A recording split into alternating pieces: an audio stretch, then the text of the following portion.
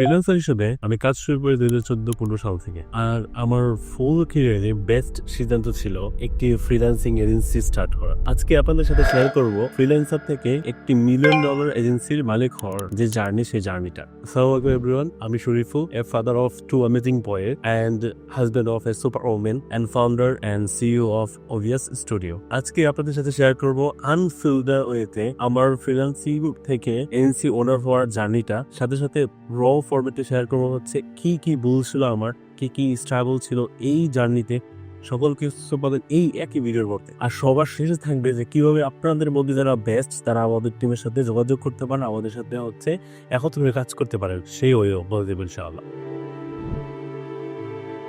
As I mentioned, started an agency was a great decision in my life, but before agency, I was a solo freelancer. তো 2014 থেকে 17 সাল পর্যন্ত আমি normally একা freelancing করি। আর ওই সময়টায় আমি অনেক বেশি শিখি যে ক্লায়েন্টরা বিভিন্ন ধরনের কাজ দিত আমাকে, সেই কাজ দেখে শিখতাম, করে শিখতাম, বারবার রিভিশন আসতো, রিভিশন দেখে মিটিং করে তারপর আস্তে আস্তে ফ্রিল্যান্সিং জার্নিটা আবার তখন শুরু হয়। 2017 সালের দিকে এসে আমি প্রথমে স্টার্ট করি যে একটা ছোট্ট এজেন্সি দেওয়ার জন্য। আমার কিছু বন্ধু বান্ধব এবং ভাই ব্রাদারদের সাথে মিলে মিশে করার ট্রাই করি, কিন্তু সেই জার্নিতে 1 বছর পর অফ হয়ে যায়। কারণ আমাদের মেন্টালিটি মিলতে ছিল না, এবং হচ্ছে আমাদের যেভাবে আউটপুট হওয়ার কথা ছিল সেই আউটপুট আর পাচ্ছিলাম না, সেই কারণে আমাদেরকে বন্ধ করতে হয়। 2017 সালের প্রথম যে ফ্রিল্যান্সিং এজেন্সির ফার্স্ট স্টেপ আমি নেই, সেটা ব্যর্থ হওয়ার পর আমাকে আবার সোলো ডিজাইনার হিসেবে অথবা সোলো ফ্রিল্যান্সার হিসেবে আবার কাজ শুরু করতে হয়। একা ফ্রিল্যান্সিং শুরু করি আবার 18 সালের দিকে। এবং 18 সালে যখন শুরু করি একা, তখন আমি এতটা সফলতা পাচ্ছিলাম না, সে কারণে আমি একটু হতাশ ছিলাম। আর সেই হতাশার কারণে আমি একটা লোকাল কোম্পানিতে as a UI and UX designer হিসেবে জয়েন করি। আর it was also a very good decision in my life. আমি সেই জব থেকে শিখি যে কীভাবে টাইম মেনটেন করতে হয়, কীভাবে লোকাল কোম্পানিগুলো চলে, তাদের রুলসগুলো কী, তাদের অফিসগুলো কীভাবে কোন ধরনের কাজ করে, কোথায় থেকে কাজ সোর্স করে, এই সকল জিনিসগুলো আমি ওই এজেন্সি থেকে অথবা ওই কোম্পানিতে ঢোকার পর শিখতে পারি। 2018 সালের নভেম্বর থেকে 2019 সালের অক্টোবর পর্যন্ত আমি আমাদের লোকাল যে এজেন্সি ছিল, যে কোম্পানি ছিল, তাতে কাজ করি। আর 2019 সালের অক্টোবর আমি ওই জবটা ছেড়ে দিই এবং ফ্রি পিক নামে একটা কোম্পানিতে as a freelance official design হিসেবে তাদের সাথে জয়েন করি। আর ফ্রি পিকে জয়েন করা ছিল আমার জন্য একটা ব্লেসিংসের মতো। ফ্রি পিকে আমার যে আর্ট ডাইরেক্টর ছিল, তার কাছ থেকে আমি শিখতে পারি কীভাবে মানুষকে কাজ বুঝিয়ে দিতে হয়, এবং কাজ বুঝিয়ে দেওয়ার পর সেই কাজকে বুঝে নিতে হয়, এবং ওই কাজ যে কোয়ালিটি মেনটেন করতে হয়। সো অনেক কিছু ছিল যেগুলো হচ্ছে আমি তার কাছ থেকে সরাসরি, যেহেতু তখন আমি গেট ইন টাচে ছিলাম, তার কাছ থেকে শিখতে পারি।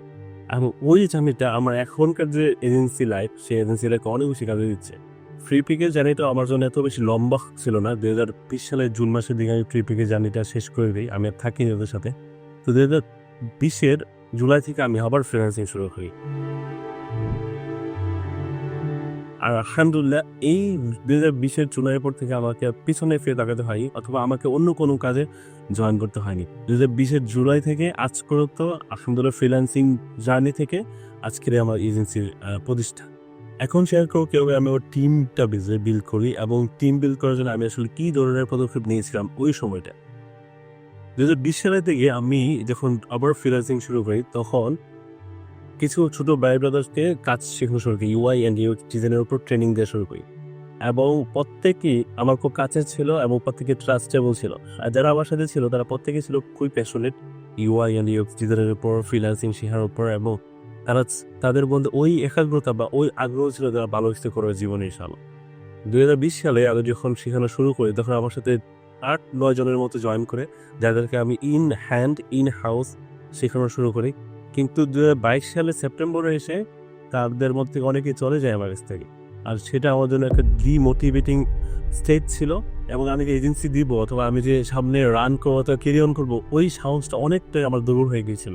তারপর 2022 সালে আমি কিছুদিন গ্যাপ নেওয়ার পরে চিন্তা ভাবনা করতে থাকি যে কী করা যায়, এখন নেক্সট স্টেপ তো নেওয়া লাগবে, তো সামনের দিকে তো আমাদের আগাইতে হবে, কারণ আমরা এখনো 4 জন আমার সাথে ছিল। সো আমি ওইভাবে চিন্তা করতেছিলাম যে কীভাবে আমরা সামনে আগাইতে পারি। 2023 আমরা আবার শুরু করি, এবং আমাদের টিম মেম্বার যারা ছিল 3-4 জন, তাদেরকে নিয়ে শুরু করা হয়, এবং ইন হাউস শুরু করি। কোনো রিমোটলি আমাদের টিম ওভার ছিল না, এবং কাউকে আমরা শেখাচ্ছিলাম না। আমরা শুধুমাত্র ফোকাস করি যে কীভাবে মার্কেট প্লেসের বাইরে কেউ যেভাবে হোক না কেন ক্লায়েন্ট হান্ট করে যেন আমাদের আর্নিং শুরু হয়, এবং আর্নিং শুরু হলে সবার জন্য স্যালারি শুরু করে দিতে পারি, এবং প্রত্যেক জনের জন্য যেন আমরা একটা ভালো স্ট্রং কেরিয়ার পাথ অর্গানাইজ করতে পারি। আলহামদুলিল্লাহ 2023টা আমাদের খুবই স্মুথ যায়। আমাদের ওয়েবসাইট ডিজাইন করা, ওয়েবসাইট লঞ্চ করা, তারপর ক্লায়েন্ট হান্ট করা, ক্লায়েন্ট খোঁজা, ক্লায়েন্ট অনবোর্ডিং করা, প্রত্যেকটা স্টেপে আমরা খুবই সফলভাবে এগিয়ে যাই। 2023-এর জানুয়ারি মাসে আমরা ফার্স্ট মান্থে যখন আমরা কোম্পানি অফিসিয়ালি ফর্ম করি, প্রথম মান্থে আমরা $6,000 বেশি আর্ন করি।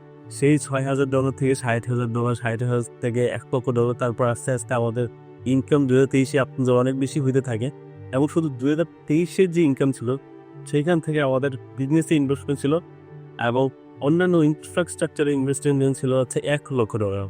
এটা আমাদের জন্য একটা বিশাল অ্যাচিভমেন্ট ছিল। আর আমরা বুঝতে পারি যে না, আসলে আমরা যদি চেষ্টা করি এবং আমাদের একাগ্রতা থাকে with dedication and good team member with us, then we can achieve any kind of goal ইনশাআল্লাহ। সেই লক্ষ্যে আমরা 2024-এও কন্টিনিউ করি এবং 2024 আমাদের জন্য বেস্ট ছিল।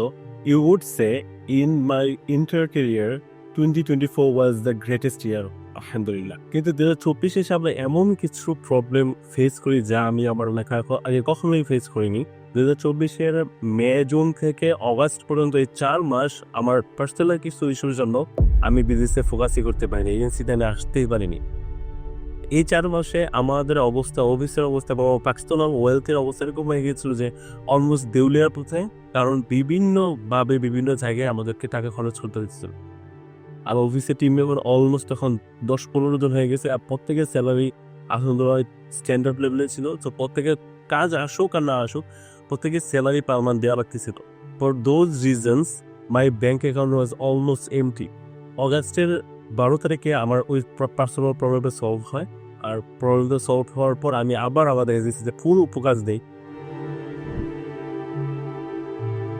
এবং ফুল ফোকাস দিয়ে আমি আলহামদুলিল্লাহ ক্লায়েন্ট হেল্প করা, আমাদের যত অ্যাকাউন্টসগুলো আছে মার্কেট প্লেসগুলোতে ওইগুলোর দিকে ফোকাস করা, এবং মার্কেট প্লেসের বাইরে আমাদের যত ক্লায়েন্ট ছিল যারা আমার সাথে সরাসরি ইন টাচ ছিল, তাদের সাথে ওই চ্যানেলগুলোর সাথে আমাদের কন্ট্যাক্ট করা এবং তাদের কাছে কাজ দেয়া, এই প্রত্যেকটা ফানেলকে আমি আবার অ্যাক্টিভেট করি, এবং ফুললি আমার ফোকাস ছিল অনলি সেলসের দিকে। আলহামদুলিল্লাহ এই প্রত্যেকটা স্টেপ নেওয়ার কারণে সেলস আমাদের 3x হয়ে যায় আলহামদুলিল্লাহ, এবং আমরা 2024 সালটাকে খুবই সাকসেসের সাথে শেষ করি। এবং 2025 সালে এসে আমরা রিয়েলাইজ করি যে আমাদের টিম মেম্বার ইন হাউস এবং রিমোট মিলে প্রায় 30 জনের মতো হয়ে যায়, এবং আমরা ডিসাইড করি যে আমরা এখন যে অফিসটার মধ্যে আমরা আছি সেই অফিসটা আমরা ছেড়ে দিয়ে আমরা এখন নতুন অফিস দিব, যেখানে সবাইকে আমরা একই অফিসের মধ্যে নিয়ে আসতে হবো, এবং একই লোকেশনে হওয়ার কারণে কী হবে যে আমাদের প্রোডাক্টিভিটি বাড়বে এবং আমাদের কাজের পরিমাণ অথবা কাজের ডেলিভারি ডেটটা আরও বেশি ফাস্ট হবে। যেই চিন্তা আমাদের সেই অনুযায়ী আমরা কাজ করি, এবং 2025 সালে আমরা নতুন একটা অফিস নেই। আপনারা ভিডিও দেখতেছেন যে এটা আমাদের নতুন অফিস, এটা পুরোপুরি এমটি আছে। আমরা এখানে ইন্টারভিউ করবো, তারপর হচ্ছে এখানে আমরা 30 থেকে 40 জনের সিটিংয়ের ব্যবস্থা করবো ইনশাআল্লাহ, এবং আমরা এখানে যত ধরনের অফিসিয়াল সুবিধা দেওয়া দরকার সকল সুবিধাগুলো ইনশাআল্লাহ প্রোভাইড করব। আর আমাদের এই টিমে আমরা এখন খুঁজছি হচ্ছে সেলস টিম মেম্বার।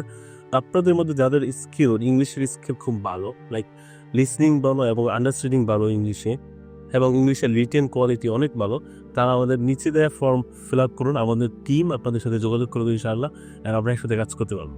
আশা করি এই আনফিল্টার্ড এবং without any standard scripted video আপনাদের ভালো লাগছে। যদি ভালো লেগে থাকে তাহলে আমাদের চ্যানেলটাকে সাবস্ক্রাইব করুন, আমাদের সাথেই থাকুন। আর যদি খারাপ লেগে থাকে অথবা আপনাদের কাছে মনে হয় কোনো জায়গাতে ইমপ্রুভ করা যায়, please let us know. We will follow your comments and suggestions inshallah, and we will try our best to improve our video quality. আমরা জাস্ট শুরু করতেছি, সো আপনাদের সাপোর্ট আমাদের খুবই দরকার। ভালো থাকবেন, আসসালামু আলাইকুম।